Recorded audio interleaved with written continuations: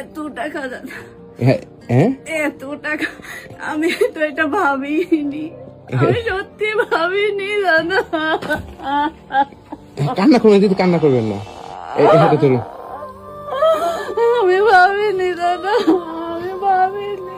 এখানে বেশি নেই দিদি, সামান্য টাকা আছে। হ্যাঁ ধরুন এখানে। এটাই আমার জন্য হ্যাঁ অনেক। এখানে 1,73,000 টাকা আছে।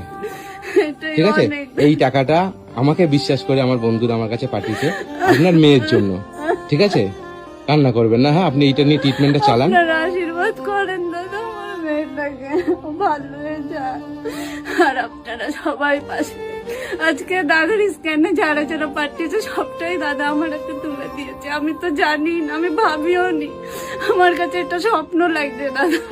দিদি আমার কাছে বিশ্বাস করে আমার মানুষ বন্ধুরা যারা যা পাঠিয়েছে আমি সেই সম্পূর্ণটা আপনাদের হাতে তুলে দিলাম। ঠিক আছে, এর